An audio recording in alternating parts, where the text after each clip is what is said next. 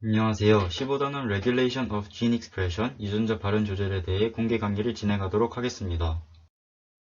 내용은 다음과 같이 박테리아의 전사 조절, 진핵생물의 유전자 발현 조절, 비번역 RNA, 유전자 발현 분석하기 순서로 진행하도록 하겠습니다. 먼저 박테리아의 전사 조절에 대해 알아보겠습니다. 트립토판은 박테리아 생존의 필수적인 아미노산으로 박테리아는 스스로 트립토판을 합성할 수 있는 물질대사 경로를 가지고 있습니다. 그림은 대장균의 트립토판 합성 경로를 나타낸 것으로 대장균은 주위 환경에 트립토판이 부족하면 이 경로를 활성화시키고 충분히 존재하면 트립토판 합성을 중단할 수 있습니다. 이러한 트립토판 합성 경로의 활성과 불활성은 두 가지 방법으로 이루어집니다. 하나는 되먹이 먹제로 이미 존재하는 효소의 활성을 조절하는 방법입니다. 트립토판 합성 경로의 경우 그림을 보시면 첫 번째 효소의 활성이 경로의 최종 산물에 의해 억제됩니다. 되먹이 먹제는 매우 빠르게 일어나기 때문에 단기적 공급 변동에 적응하기에 용이합니다. 다른 하나는 유전자 발현 조절로 효소의 생산량을 조절하는 방법입니다. 이 방법은 비교적 느리기 때문에 장기적 공급 변동이 용이합니다. 오페론 모델은 이러한 유전자 발현 조절의 기본적인 기작을 설명합니다. 오페론은 프로모터와 작동자 그리고 구조 유전자로 이루어져 있습니다. 트립토판 합성에 관여하는 트립오페론을 예시로 들면 구조 유전자는 트립토판 합성에 관여하는 효소들을 암호화하는 유전자들로 한 곳에 모여서 군집을 이루고 있습니다. 프로모터는 RNA 중합 효소가 결합하여 전사를 시작하는 DNA 자리입니다. 오페론은 하나의 프로모터가 구조 유전자 전부의 발현에 관여하기 때문에 구조 유전자가 전사되면 5개의 효소를 암호화하는 하나의 긴 mRNA가 합성되며 이것들이 게시 코돈과 종결 코돈으로 나누어져 있어 번역 단계에서 각 단백질들이 합성됩니다. 이처럼 기능적으로 연관된 유전자들의 발현을 하나의 스위치를 통해 조절할 수 있다는 것이 오페론 구조의 중요한 장점입니다. 여기서 스위치 역할을 하는 것이 작동자입니다. 작동자는 억제자와 결합하여 RNA 중합 효소가 프로모터에 결합하는 것을 막습니다. 정리하면 오페론은 RNA 중합 효소의 결합을 조절함으로써 구조 유전자의 전사를 조절합니다. 작동자에 결합하는 억제자는 조절 유전자라는 염기서열이 암호화합니다. 조절 유전자는 오페론과 약간 떨어진 곳에 위치해 있으며 독자적인 프로모터를 가지고 있습니다. 그리고 억제자는 특정 분자의 결합 여부에 따라 활성화되거나 불활성화됩니다. 특정 분자가 결합했을 때 활성화되면 억제성 오페론, 반대의 경우는 유도성 오페론으로 분류합니다. 이제 억제성 오페론과 유도성 오페론에 대해 자세히 알아보겠습니다. 억제성 오페론은 평상시에는 억제자가 불활성화되어 있지만 보조 억제자가 결합하면 활성화됩니다. 예시로 트립오페론이 있습니다.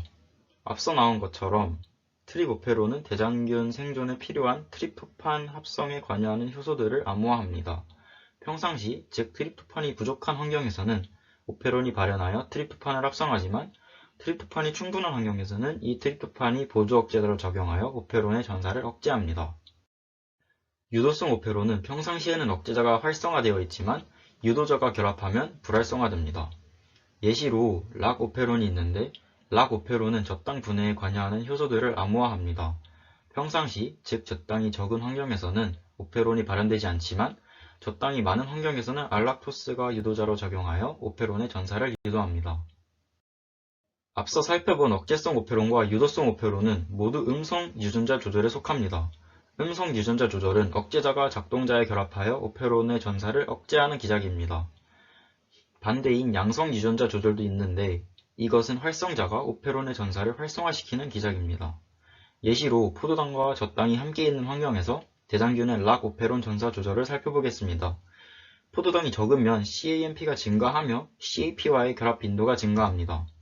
CAP는 CAMP와 결합하면 활성화되어 프로모터 상단부에 결합하며 RNA 중합효소가 더 잘 결합할 수 있도록 돕습니다. 락오페론에서 RNA 중합효소의 프로모터 결합은 억제자가 작동자에 결합되어 있지 않아도 매우 약하기 때문에 CAP의 역할이 유의미하다고 할 수 있습니다. 젖당과 포도당의 농도에 따른 락오페론의 활성을 정리하면 다음과 같습니다. 첫 번째로 젖당이 없을 때는 락 억제자가 활성화되기 때문에 락오페론이 억제됩니다.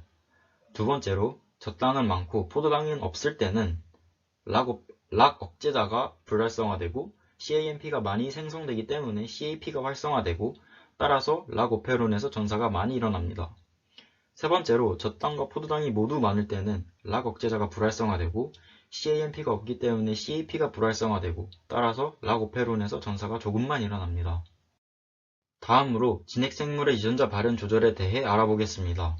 진핵생물은 크게 전사 전, 전사 개시 단계, 그리고 전사 후 과정으로 유전자 발현 조절 기작들을 분류할 수 있습니다. 먼저 전사 전에는 염색질 구조 조절을 통해 유전자 발현을 조절합니다. 염색질 구조 조절 방식으로 히스톤 아세틸화와 DNA 메틸화가 있습니다. 히스톤 아세틸화는 히스톤 꼬리에 아세틸기가 결합하는 현상으로 염색질이 느슨해집니다. 히스톤 단백질은 평소에 플러스 전하를 띠기 때문에 마이너스 전하를 띠는 DNA와 결합할 수 있지만 아세틸화되면 플러스 전하가 중화되어 주변 누클레오솜과 결합하지 못하게 되는 것입니다. 반대로 아세틸기를 제거하는 것을 탈아세틸화라고 부릅니다.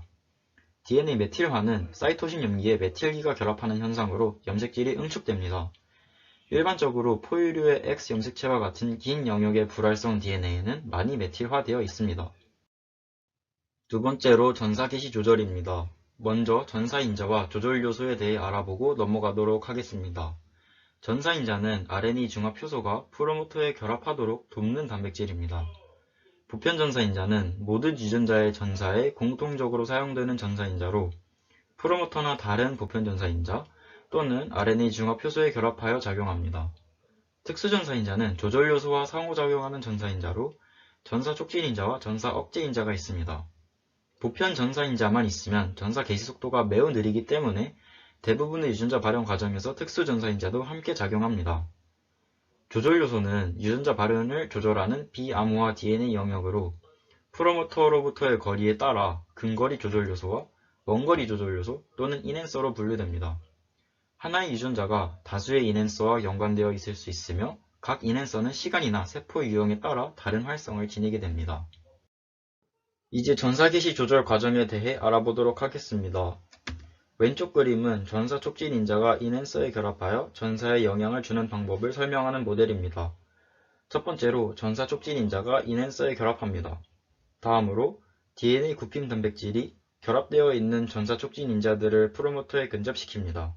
마지막으로 전사 촉진인자와 매개자 단백질, 보편 전사인자 및 RNA 중합 효소가 결합하여 전사 개시 복합체를 형성합니다. 이때 전사 억제인자는 인핸서와 결합하거나 전사 촉진인자와 결합하여 첫 단계에서 인핸서와 전사 촉진인자 간의 결합을 방해합니다. 오른쪽 그림은 진핵생물에서 세포 유형에 따라 어떻게 서로 다른 유전자가 발현되는지 설명합니다.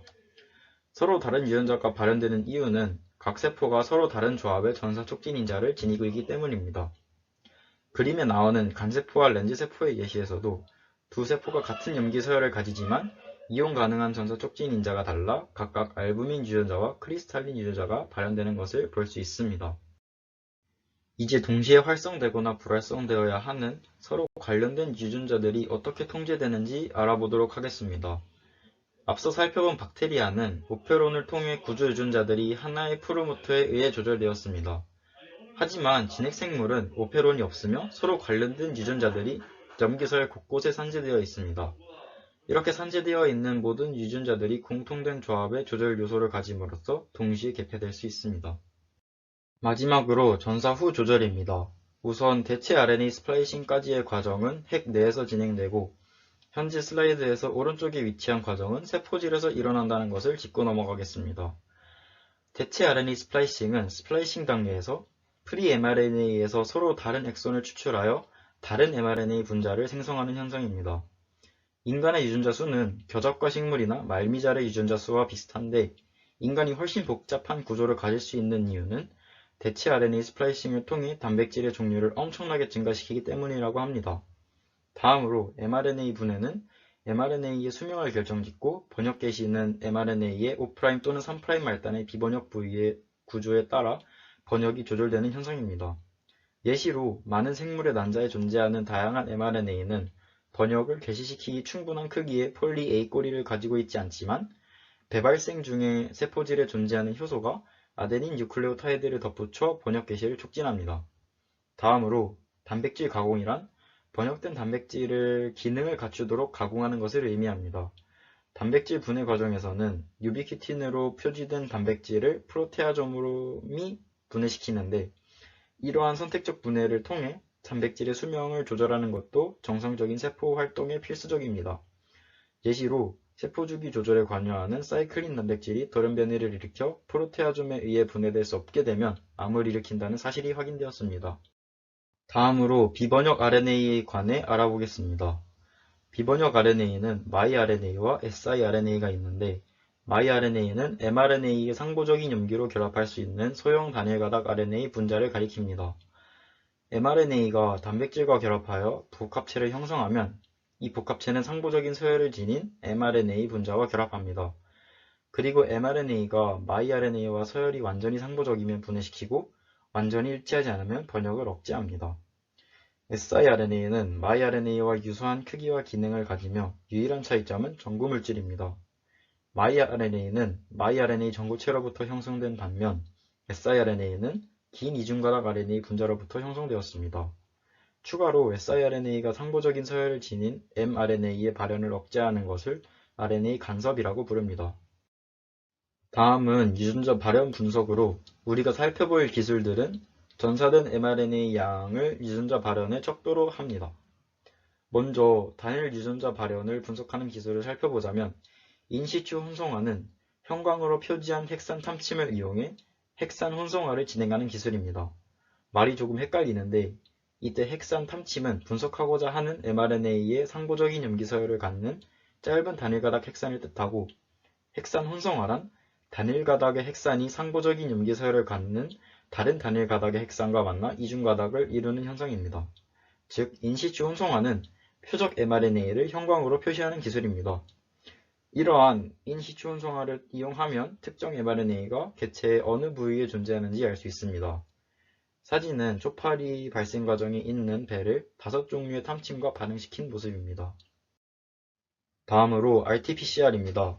우선 cDNA가 무엇인지 알아야 되는데 cDNA는 특정 mRNA의 상보적인 DNA 이중가닥입니다. 오른쪽 그림은 cDNA의 합성 과정을 보여주는데 첫 번째로 역전사 효소를 통해 mRNA의 상보적인 DNA 가닥을 합성합니다. 그리고 효소를 통해 mRNA를 분해시켜 mRNA의 상보적인 DNA 한 가닥만 남깁니다. 마지막으로 DNA 중합 효소를 통해 두 번째 가닥을 합성하면 cDNA 합성이 완료됩니다. RT-PCR은 표적 mRNA의 cDNA를 PCR로 증폭하여 전기홍동하는 기술이며 RT-PCR을 이용하면 여러 시점에서 mRNA의 발현량을 알 수 있습니다. 이제 여러 유전자들의 발현을 분석하는 기법으로 DNA 마이크로어레이 분석법을 살펴보겠습니다. 단계별로 첫 번째, 조직 시료로부터 mRNA를 분리합니다. 다음으로 형광 표지된 뉴클레오타이드를 이용하여 cDNA를 합성합니다. 마지막으로 이렇게 만든 표적 cDNA 혼합물을 마이크로어레이에 부어 혼성화시키고 관찰합니다. 이때 마이크로어레이는 유리판의 특정 생물의 유전자들을 단일 가닥 DNA 조각으로 부착시킨 것으로 각 점들이 그 생물의 서로 다른 유전자들을 나타냅니다. cDNA는 마이크로어레이 상의 상부적인 서열에 혼성화되고 혼성화된 유전자는 형광을 띠므로 결과를 통해 조직 시료에서 어떤 유전자들이 발현되는지 알 수 있습니다. 그림은 두 개의 조직 시료로 분석을 진행한 것으로 서로 다른 색으로 표지한 모습입니다.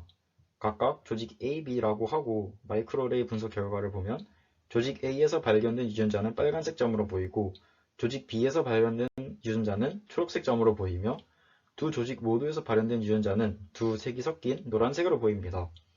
또 둘 중 어느 조직에도 발현되지 않은 유전자는 아무 색도 나타나지 않는 것을 볼 수 있습니다. 이상으로 15단원 공개 강의를 마치도록 하겠습니다. 감사합니다.